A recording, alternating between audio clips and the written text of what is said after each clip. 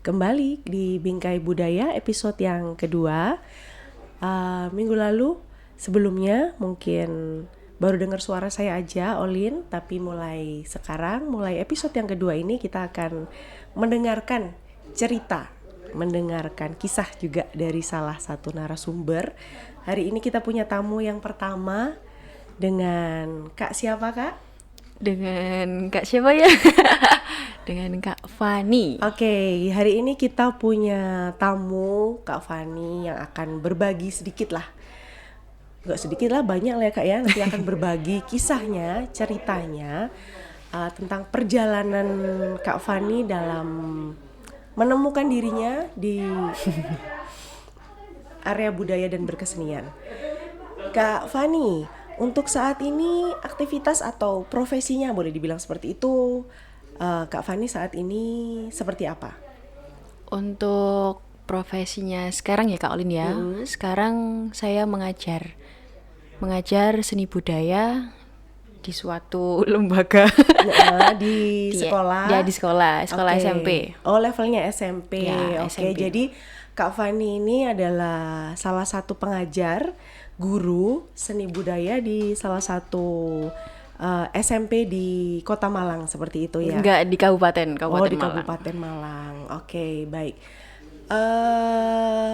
Sebelum menceritakan sampai sekarang jadi guru, kalau diingat-ingat Kak Fani, ingat gak kapan pertama kali yang bisa diingat Kak Fani mengenal seni budaya itu usia berapa? Dan waktu itu kesenian apa yang dikenal pertama?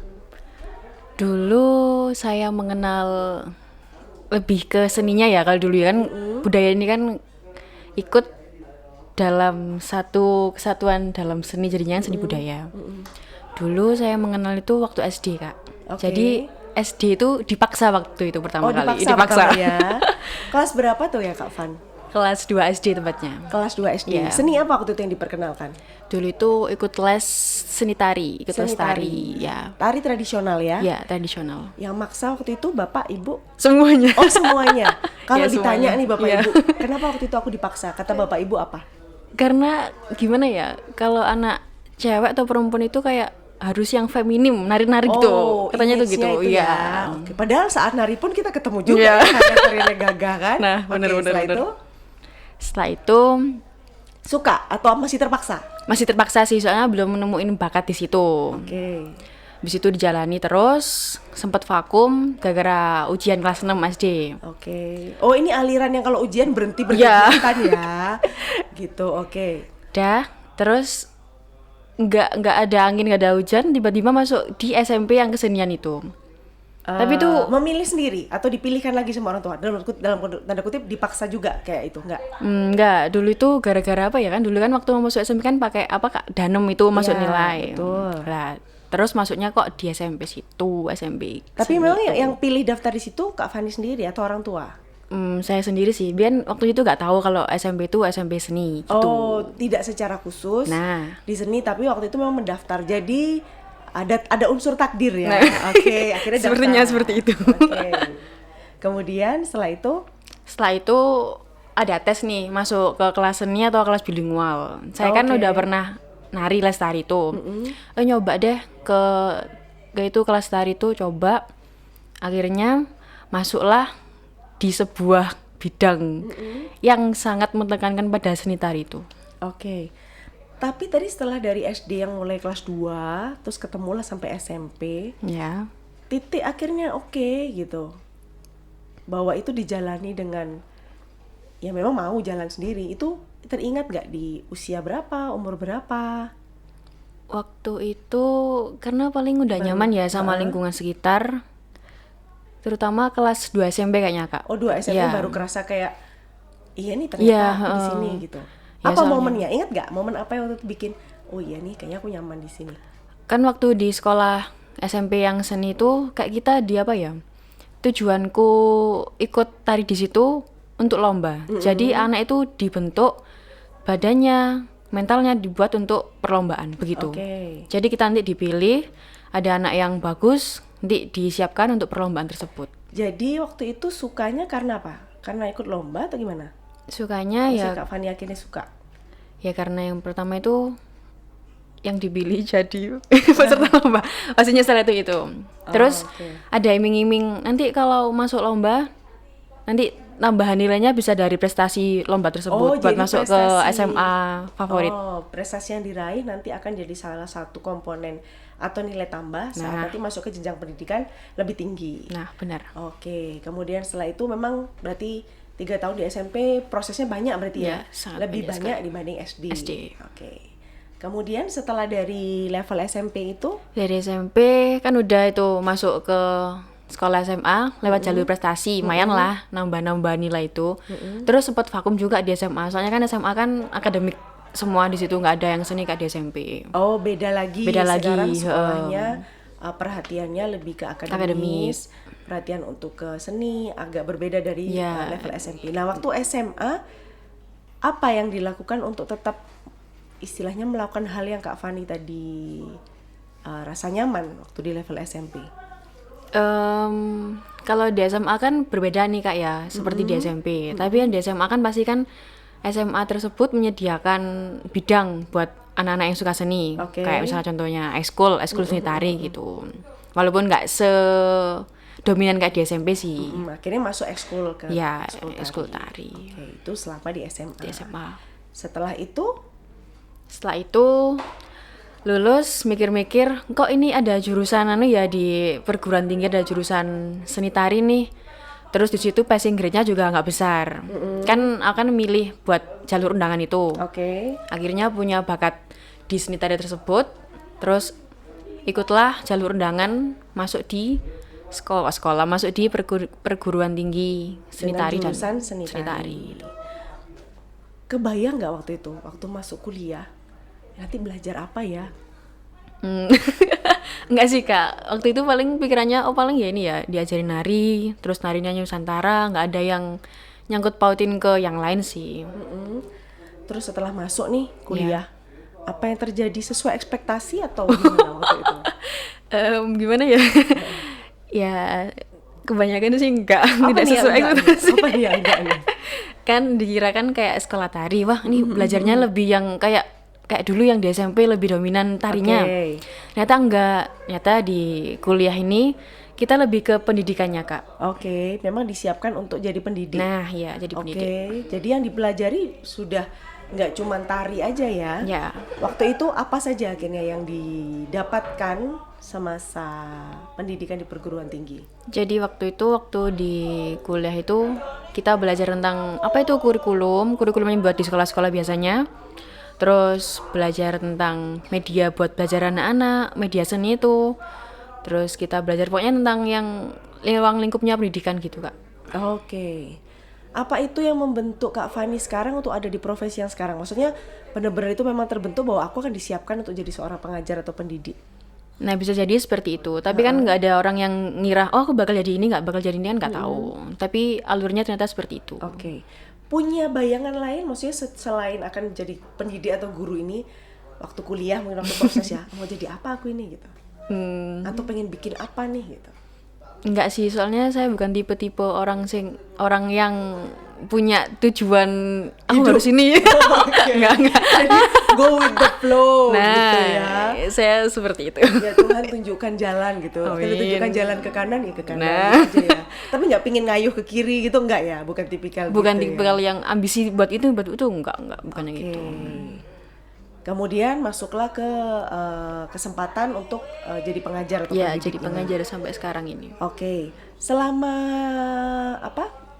dari proses perkuliahan sampai sekarang jadi tenaga pendidik, ada momen-momen apa untuk pengembangan diri dalam arti Kak Fani punya kesempatan untuk observe lebih gitu untuk pengembangan diri dalam area seni dan budaya. Mungkin ada momen atau ada titik yang paling ini nih gitu, yang mengembangkan seorang Kak Fani dalam apapun itu seni, tidak hanya tari. Mungkin ada momen lain atau kesempatan yang bikin berkembang. Apa ya? Jadi selama berproses dari yang dulu KSG sampai sekarang ini, pasti kan kita melalui jenjang ya Kak ya. Untuk yang sekarang ini saya menemukan, oh saya bisa menciptakan tari nih. Waktu itu dulu tuh kayak takut bisa nggak ya nyiptain tari sendiri buat lomba. Oke. Terus akhirnya dipaksa dengan keadaan pastinya ya. Akhirnya ya wis, ayo kalau nggak dicoba kan pasti nggak bisa. Akhirnya dari situlah, oh ternyata aku bisa munculan ide yang gini yang gitu seperti itu. Oke. Sebelum-sebelumnya karena mungkin belum dapat kesempatan dan belum dapat tekanan yang kuat gitu ya. Sekarang kalau nggak dikerjain dimarahin kepala sekolah kan. Kalau dulu mungkin nggak ada tekanan nih, nggak usah bikin deh gitu ya. Sekarang tapi punya kesempatan untuk akhirnya berkarya. Untuk tadi level SMP ya Kak Fani ya. Oke. Nah, seni budaya ini rupanya juga jadi satu mata pelajaran ya. Iya benar. Kalau di SD sih kayaknya pernah dengar juga SBDP itu tentang seni budaya dan prakarya kalau nggak salah. Nah kalau di SMP sendiri mata pelajarannya seni budaya kalau nggak salah ya. Iya. Ini benar, Kak. Lingkupnya apa aja Kak Van yang diajarkan atau diberikan untuk siswa-siswi SMP? Nah sekarang kan ini ganti pemerintahan kan pasti kan ganti kebijakan ya Kak ya. Kemarin yang pakai ngomongin pemerintah. Waduh. Takut nih. Kemarin yang pakai kurikulum yang lama, kurikulum 2013 itu. Seni budaya itu ada 4 macam. Ada yang pertama seni rupa, seni tari, seni musik, dan seni teater atau drama itu Kak. Seni rupa ini berarti apa? Lukis. Pahat, gitu-gitu ya? Ya, Oke. Gitu. Habis itu ini ada kebijakan baru. Semua sekolah disuruh mengganti ke kurikulum merdeka namanya Kak. Apa yang terjadi di mata pelajaran seni budaya? Jadi seni budaya ini merupakan mata pilihan sekarang, bukan mata pelajaran wajib untuk sekolah. Bedanya apa berarti? Maksudnya secara langsung bedanya apa ke anak-anak atau ke murid? Kalau dulu kan yang di kurikulum lama itu kan satu mapel seni budaya kita mempelajari 4. Seni tari, musik, rupa, sama teater tadi. Yang di sini anak itu boleh milih salah satu dari itu. Bedanya di situ ya. Dalam arti mata pelajarannya tetap wajib dong, tetap ada. Tapi orang boleh pilih aku cocoknya atau aku senengnya atau aku pengen belajar di mana. Tapi untuk jenjang SMP ini masih sekolah yang berhak menentukan. Misal kelas 7 ini belajar apa sama apa, 8 apa sama apa gitu. Untuk level SMP sementara ini seperti itu. Nanti kan seiring berjalan waktu juga kita nggak tahu ada penyesuaian apa lagi. Jadi tapi tetap ya ada 4 tadi tetap. Ya. Kalau Kak Fani sendiri memang untuk mata pelajaran ini berpartner atau memang menguasai untuk 4 hal yang diajarkan? Untuk 4 mata pelajaran ini berpartner ya Kak ya. Di situ jadi ada guru seni rupa sama saya seni tari sama musik sesuai bidang yang di kuliahan tadi. Kalau Kak Fani jadi tari dan sama musik. Iya. Tari dan musik ini tradisional aja atau enggak? Maksudnya ada hal yang istilahnya modern gitu. Yang tarinya kita tetap pakai tari tradisional, tapi yang musiknya kita belajar musik tradisional sama musik modern. 2 ya? Iya 2. Jadi kalau tari nggak ada dance ya? Nggak ada. Itu memang dari kurikulumnya begitu atau dari sekolah atau dari Kak Fani sendiri yang menentukan? Dari kurikulum sama sekolahnya begitu Kak. Karena kurikulum merdeka masa mau dance ini gitu ya? Iya. Jadi ada berpartner yang memang sesuai keahlian masing-masing. Nah, saya sempat mikir sih, kalau sesuatu itu dijadikan mata pelajaran, itu pasti kan dari yang membuat kurikulum gitu ya, di sini berarti pemerintah dengan dinas yang terkait itu kan punya bayangan bahwa ini penting gitu lah. Ini penting untuk diajarkan. Ini kita sekarang bicara level SMP, level middle. Nah, dari kacamata seorang guru dan pengajarnya gitu ya, sebetulnya apa sih pentingnya mata pelajaran seni dan budaya itu diajarkan sekarang nih untuk di level SMP? Sebenarnya apa nih visi misinya adanya mata pelajaran itu lebih ke apa sebetulnya Kak? Kembali lagi ke negara Indonesia ini ya Kak. Indonesia kan merupakan Indonesia merupakan negara yang punya banyak budaya. Seperti podcastnya Kak Olin ini kan bingkai budaya. Pasti banyak budaya-budaya yang Indonesia punya, dari tari, musik, semuanya lah pasti ada. Dari situ anak-anak pasti harus diberi motivasi untuk mencintai, untuk melestarikan dan mengapresiasi budaya tersebut. Oke. Anak-anak kan pasti kan mempunyai apa kak namanya itu, mempunyai bakat dan minat masing-masing. Untuk di sekolah ini mereka diberi keleluasaan, diberi kesempatan untuk mengembangkan apa ya namanya itu kak, mengembangkan bakat mereka melalui budaya tersebut. Oke.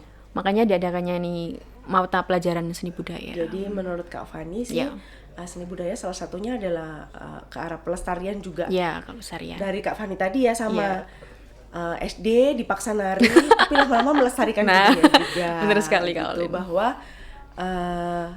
tidak semua hal yang dipaksa mungkin kurang baik ya. Iya. Untuk beberapa mungkin baik. Tapi alangkah baiknya kalau kita komunikasikan dengan baik, gak usah memaksa. Mungkin. Gitu, oke. Tapi kalau dari segi perkembangan murid, sejauh Kak Fani mengamati, berinteraksi dengan para siswa, apa sih manfaatnya mereka belajar seni budaya sejauh pengamatan di usia SMP ini? Menurut Kak Fani sendiri apa? Mungkin kalau dari saya sendiri ya kak, anak-anak kan pasti udah bosen nih, dari SD udah ada mata pelajaran matematika, IPA, bahasa Inggris, IPS yang ngitung lah. Aku nggak bosen loh. Oh, udah beda berarti kak ya. Oke, silakan. Jadi anak itu pasti pingin ada sesuatu yang baru lah, nggak yang terlalu apa tuh kak, monoton seperti itu. Jadi mereka pingin ada yang kayak refreshing lah, pingin nyanyi-nyanyi, nari-nari gitu. Jadi ini suara hati seorang ibu guru seni budaya yang dulu SD sama SMP-nya ini ya menghadapi soal matematika yang sulit sepertinya. Pengalaman sendiri kayaknya kak. Jadi kalau sejauh Kak Fani ngelihat para murid di usia SMP ini, rupanya mata pelajaran ini jadi salah satu mata pelajaran refreshing gitu ya? Nah seperti Apa bisa memang seperti itu. sempet apa ya, kayak mereka menyampaikan itu gitu? Iya, mereka sempet. Apa yang sempet? Ini Iya, kan pernah tuh ada murid cowok nih. Terus ini, Bu saya bosen nih, boleh ya jalan-jalan bentar, habis itu ke pelajarannya ibu. Lu bosen kenapa? Dari tadi soalnya ngitung bahasa Indonesia, terus soalnya banyak gitu. Oh ya wes, di pelajaran saya santai-santai aja, yang penting kamu ngerjakan, habis ini praktek atau gimana. Udah seneng gitu murid-muridnya tuh. Pak Kepala Sekolah, ini gurunya mengizinkan anaknya jalan-jalan. Ya, soalnya kan tiap anak kan punya kemampuan yang beda-beda. Oke. Pasti kita harus memahami itu. Baru ikut setelah itu. Nah. Oke, wow. Di lingkup sekolah yang Kak Fani ajar sendiri, yang dominan bakat-bakat anak-anaknya untuk di area seni budaya lebih ke apa? Spesifik. Minatnya lebih banyak kemana? Tadi kan ada rupa, Ya. tari, musik, sama apa satu lagi tadi? Teater. Teater. Kalau lingkup kecil di sekolah Kak Fani sendiri, anak-anak SMP ini banyaknya kemana? Tergantung kak ya, tergantung menurut saya sih, tergantung pengajarnya juga sih. Kan di sini kan saya kan mengajar seni tari. Kalau lihat bakatnya anak sih banyak bakat yang terpendam, tapi belum bisa tersampaikan. Soalnya kan belum ada media yang buat nyampein, kayak belum ada pengajarnya, belum ada Kak Fani fasilitasnya. sendiri nggak ngajar tari secara khusus di sana? Enggak, untuk saat ini belum. Masih ya, belum. Berarti nanti kalau ada kesempatan bisa digali lagi ya di Nah, situ iya. ya. Oke, baik. Dan anak-anak cukup berminat untuk hal itu. Untuk cukup berminat kak. Kan kemarin sempat ada latihan-latihan gitu. Terus banyak yang nanya, itu gimana cara daftar buat tarinya bu, di mana gitu. Banyak Berarti antusias. dukungan orang tua juga cukup baik ya Nah, untuk iya. pengembangan bakat di seni budaya, tidak hanya di mata pelajaran yang sifatnya tadi itu yang menurut Kak Fani tadi monoton. Padahal menurut teman-teman yang suka sains, suka matematika itu menarik sekali loh. Itu memang berarti dari orang tua juga cukup baik dukungannya ya. Cukup baik kak, cukup mendukung. Sejauh Kak Fani ngajar di sana, sudah sempat ada kesempatan untuk perform atau mengikuti satu lomba atau apa mungkin? Untuk mengikuti suatu lomba kan selama pandemi kemarin kan sempat off semua ya kak. Terus baru on lagi yang tahun 2022 ini. Sempat ada nih lomba untuk mapel seni budaya sendiri. Oh, oke. Apa nih lombanya bentuknya? Jadi nama lombanya tuh FLS 2N. Oke. Di situ ada lomba gitar solo, Oke. terus duet nyanyi. Online atau offline? Kemarin kalau di kabupaten ini offline. Oh, sudah offline ya. ya. Sudah, oke. Jadi Terus ada gitar solo. Gitar solo, terus ada nyanyi yang duet itu. Ada gitar duet juga. Oke. Ada desain poster juga buat seni rupa. Terus sama seni tari ini. Kreativitas seni tari namanya. Kreativitas seni tari. FLS2N. Dan itu setiap tahun ada. Setiap tahun pasti ada. Levelnya Kak, apa jenjangnya, maksudnya lomba ini untuk apa? Desa, kelurahan, kecamatan dan seterusnya. Oh. Heeh. Untuk levelnya ini antar SMP se-Kabupaten Malang. Nanti ada jadi- juga yang di Kota Malang. Jadi langsung kabupaten. Kabupaten Malang. Nah, di Kabupaten Malang SMP-nya ada berapa? Banyak sekali kan. Iya, ada berapa? Iya, kayaknya per kecamatan pasti ada SMP ini tuh. Betul, berarti kemarin waktu lomba ketemu berapa kelompok maksudnya? Kemarin yang seni tari itu ada 17 kalau nggak 18 Wow, kelompok yang banyak ikut juga ya. lomba. Berarti Iya. antusiasme sekolah, Nah, ya. kemudian anak-anak, kemudian orang tua masih bisa Masih dibilang mendukung, ya. baik ya di area Kabupaten Malang, karena Kak Fani bicaranya Kabupaten Malang karena mengajarnya memang di Mengajarnya area di sana. Kabupaten Malang. Dan itu setiap tahun ada. Setiap tahun Nah, ada. juaranya di level kabupaten ini memang ada level lagi lanjutan atau sudah berhenti di situ aja? Nanti kalau yang ada juara atau yang menang juara 1 sama 2 nanti mewakili ke provinsi, ke jenjang provinsi. Berarti seperti nanti itu. ketemu sama yang juara dari Malang gitu, bisa dibilang gitu ya? Bisa bilang gitu. Nanti dari kota dan kabupaten di provinsi Jawa Jawa Timur Timur akan ketemu Ya. untuk lomba lagi. Lomba lagi. Setelah itu ada level lagi Setelah itu atau sampai provinsi sampai aja? situ aja kayaknya Kak. Yang Oke. saya tahu itu. Ada privilege, maksudnya ada kayak keistimewaan apa ya Kak untuk anak-anak yang mungkin berprestasi atau berhasil juara di acara atau kegiatan semacam ini? Untuk kan saya baru masuk nih nyemplung di Kabupaten Malang ya. Dulu pengalaman saya di kota dulu. Heeh. Yang masuk di provinsi atau kabupaten yang di kota juara kota ini mereka dapat Kak apa?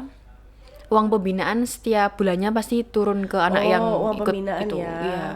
Oke, kayak privilege untuk masuk ke level SMA atau perkuliahan gitu juga ada atau Nah, ada yang nanti pakai ada juga? piagam ya. Oh ya, disertakan aja Sertifikat. waktu pendaftaran Ya. berarti ya. Oke, jadi dari ini berarti yang mengadakan Dinas Pendidikan di bawah dan Dinas Kebudayaan, berarti ya. supportnya sangat-sangat besar ya, bisa dibilang seperti itu karena hadiah istilahnya itu yang diberikan juga diberikan untuk tahap lanjutnya Ya, benar, seperti benar. itu. Nah, tadi anak-anak semangat, orang tuanya mendukung. Sekolah gimana? Dukungannya cukup baik? Untuk saat ini sih cukup baik. Soalnya kan Agak beda hati-hati ya sekolah. ngomongnya ya. Beda sekolah kan beda juga. Beda supportnya. Beda juga. Untuk kemarin alhamdulillah mendukung. Cukup baik ya Cukup baik, Kak. sejauh ini. Untuk yang tampilan terakhir, persiapan menuju lomba berapa lama? Sebenarnya sih harus lama ya Kak. Soalnya kan itu kayak lomba yang bergengsi, iya, ajang betul. bergengsi. Tapi kemarin cuma 2 minggu latihannya. Kenapa itu. tuh? Waktu kan Ujian habis kah atau- habisan anak tuh habis UAS, terus kebarengan sama acara wisuda, acara apa itu banyak sekali. Dilema ya. Nah, iya benar. Mungkin nggak cuma di sekolah Kak Fani, tapi dia nanti bilang di Indonesia secara umum jadi menghakimi, tapi Iya. bahwa masih ada persimpangan-persimpangan antara pengembangan potensi bakat anak dengan kewajiban-kewajiban akademis benar. ya, yang akhirnya membuat kita jadi memilih ya udah yang mana dulu gitu. Dan kecenderungannya memang sampai saat ini tuntutan akademis masih dinilai memang lebih tinggi daripada tinggi. pengembangan potensi atau bakat anak ya. Padahal who knows ya ke depan bahwa dia akan berkembang Iya. baik di sini saat dapat kesempatan. Baik. Oke, sangat menarik sekali. Ini planning ke depan. Ini kan mau masuk tahun ajaran baru. Ada yang baru Kak Van di tahun ajaran baru nanti di kurikulum yang mau diajar atau persiapan apa nih di tahun ajaran yang baru? Atau dapat kelas yang lebih dari sebelumnya atau jenis bahan ajar yang berbeda? Mungkin ya itu kayak kan udah dibagi-bagi nanti kan masih aku nanti ngajar kelas 7 atau kelas 1. Itu dia mendapatkan mata pelajaran seni musik sama seni tari. Oh, udah mulai berarti ya tahun depan ya. Udah mulai, ya. Seni tari tuh ini sudah yang pilih atau semua harus ikut masih nih? Semua harus ikut. Tadi satu kelas Cowok, harus mengikuti. cewek? Ya, wajib itu. Berarti tariannya sama yang diajarkan? Nanti Kan ada cowok Ya, cewek ada. kan judulnya, gitu. Dan ini katanya wajib berarti. Apakah diajar cewek sendiri, cowok sendiri? biasanya kan cowok kan pemalu kalau buat nari cewek. Nah, nanti Iya pasti ya. Heeh. nanti buat Cuma cewek nggak tahu Ya. malu kalau nari cowok Nah, ya, bener. gitu. Terus sering jadi pertanyaan sih. Kenapa kalau ada anak cowok narikan cewek itu pasti berbeda Ya. penilaiannya dibanding kalau cewek narikan tari cowok. Oke, kayaknya perlu satu episode Buat sendiri ya. dengan ahlinya. Nanti saya catat, mungkin saya akan cari orang yang ahli akan membahas itu gitu.